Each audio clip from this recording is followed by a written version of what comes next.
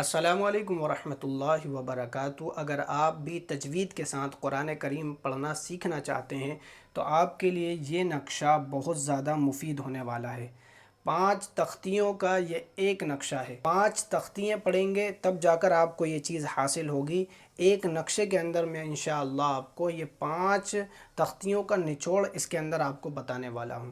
سب سے پہلے دیکھیں، تختی نمبر 3 ہے حرکات۔ اس کے اندر جو سمجھایا گیا ہے وہ یہ سمجھایا گیا ہے کہ زبر، زیر، پیش، ان تینوں کو بغیر کھینچے پڑھنا ہوتا ہے۔ یعنی جس حرف پر بھی زبر، زیر، پیش آ جائے اس کو بغیر کھینچے اس کو پڑھنا ہوتا ہے۔ جیسے کہ با کو اگر با کے اوپر ہم زبر لگاتے ہیں تو پڑھیں گے با زبر با، زیر لگاتے ہیں تو پڑھیں گے با زیر بی، پیش لگاتے ہیں تو پڑھیں گے با پیش بو۔ یعنی اس کو کھینچنا نہیں ہے نا، بغیر کھینچے پڑھنا ہے۔ دوسرا تختی جو ہے اس کے اندر دیکھیے یہ ذکر کیا گیا ہے کہ جب زبر ہو اور زبر کے فوراً بعد الف آ جائے، زبر ہو اور زبر کے فوراً بعد الف آ جائے تو اب اس کو کھینچ کر پڑھیں گے۔ اسی طریقے سے زیر ہو اور زیر کے فوراً بعد یا آ جائے اور اس کے اوپر جزم ہو تو بھی اس کو کھینچ کر پڑھیں گے۔ اسی طریقے سے پیش ہو، پیش کے فوراً بعد واو آ جائے اور اس کے اوپر جزم لگا ہوا ہو تو اس کو بھی کیا کریں گے، کھینچ کر پڑھیں گے۔ اب دیکھیے یہاں پر زبر ہے، اس کے بعد الف آ گیا ہے، تو زبر کے بعد جب الف آئے گا، ہم نے پڑھا ہے کھینچ کر پڑھیں گے، تو اب ہم اسے پڑھیں گے با الف زبر با، اس طریقے سے۔ اور دیکھیے ہم نے یہاں پر پڑھا ہے زیر ہو، اس کے فوراً بعد یا ہو، اس کے اوپر جزم ہو تو کیا کریں گے، اسے بھی کھینچ کر پڑھیں گے۔ دیکھیے زیر ہے، اس کے فوراً بعد یا ہے اور اس کے اوپر جزم بھی لگا ہوا ہے، تو اب اس کو بھی کیا کریں گے، کھینچ کر پڑھیں گے۔ کیسے؟ با یا زیر بی، ٹھیک ہے۔ اسی طریقے سے پیش ہو، واو ہو اور اس کے اوپر جزم لگا ہوا ہو تو بھی اس کو کھینچ کر پڑھیں گے۔ دیکھیے جیسے با واو پیش بو۔ اب اگر آپ ہندی جانتے ہیں تو میں آپ کو ہندی کے اندر ان ماتراؤں کو، ان تینوں چیزوں کو سمجھا دیتا ہوں۔ دیکھیے ہندی کے اندر کچھ ماترائیں ہوتی ہیں، ایک تو آ کی ماترا ہوتی ہے، ایک بڑی ای کی ماترا ہوتی ہے، ایک بڑے او کی ماترا ہوتی ہے۔ تو جو آ کی ماترا ہوتی ہے اس کا کام یہ کرے گا، یعنی زبر ہو، زبر کے فوراً بعد الف آ جائے تو وہاں پر آ، یعنی یہ آ کی جو ماترا ہوتی ہے اس کا کام کرے گا۔ اسی طریقے سے زیر ہو، زیر کے فوراً بعد یا آ جائے اور اس کے اوپر جزم ہو تو یہ بڑی ای کی ماترا کا کام کرے گا، کائے کا بڑی ای جو ماترا ہوتی ہے اس کا کام کرے گا۔ ایسے ہی پیش ہو اور پیش کے فوراً بعد واو آ جائے اور اس کے اوپر جزم لگا ہوا ہو تو یہ بڑے او کی ماترا کا کام کرے گا۔ دیکھیے جیسے با الف زبر با، آ کی ماترا کا کام کرا، با یا زیر بی، ای کی ماترا کا کام کرا۔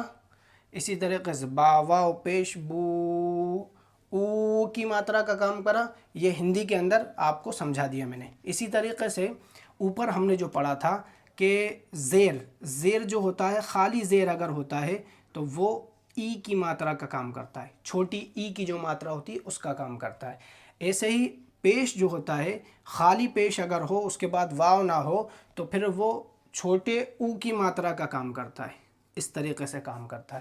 تو یہ سارے کے سارے ماترائیں ہیں، ان ماتراؤں کو کبھی تو ماترائیں زبر زیر پیش کی شکل میں آ جائیں گی، کبھی زبر کے بعد الف آئے گا تو یہ والی ماترا بن جائے گی، کبھی زیر کے بعد یا آئے گا تو یہ والی ماترا بن جائے گی، کبھی پیش کے بعد واو آئے گا تو او کی ماترا بن جائے گی، ہے نا۔ اسی طریقے سے دیکھیے یہ کھڑا زبر جو ہے وہ بھی آ کی ماترا کا ہی کام کرتا ہے، کھڑی زیر جو ہے وہ بڑی ای کی ماترا کا ہی کام کرتی ہے۔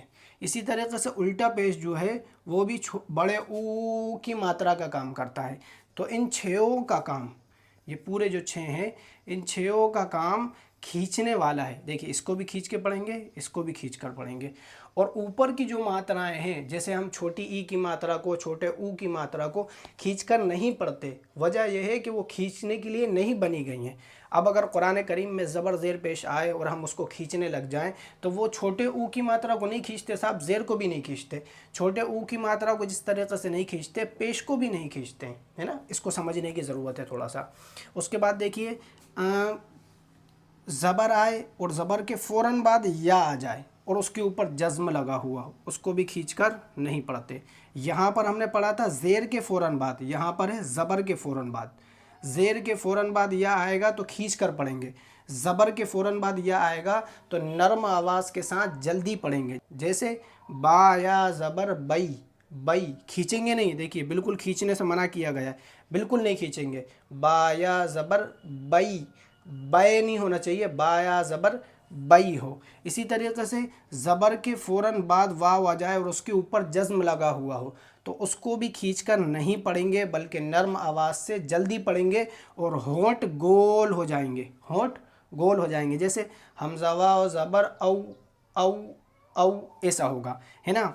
तो ज़बर के बाद वाव आए और उसके ऊपर जज़्म हो तो खींच कर नहीं पढ़ना, लेकिन पेश के बाद वाव आए और उसके ऊपर जज़्म हो तो खींच कर पढ़ना है। इसको थोड़ा सा कन्फ्यूजन होता है इसके अंदर, इसको समझ ले कि ज़ेर के बाद या आएगा तो खींच कर पढ़ना है, ज़बर के बाद या आएगा तो खींच कर नहीं पढ़ना, पेश के बाद वाव आएगा तो खींच कर पढ़ना है, ज़बर के बाद वाव आएगा तो खींच कर नहीं पढ़ना। तो इसको पढ़ेंगे बा या ज़बर बई, बा वाव ज़बर बऊ, होंठ गोल हो जाएंगे बिल्कुल, बाओ नहीं पढ़ना बल्कि बऊ पढ़ना है ना। इसी तरीके से देखें, दो ज़बर है, दो ज़ेर है, दो पेश है, इनको भी बिल्कुल खींच कर नहीं पढ़ना। बहुत सारे लोग पढ़ते हैं बा दो ज़बर बन, बन की आवाज़ नहीं आएगी, इसके आखिर में नून की आवाज़ ज़रूर आएगी।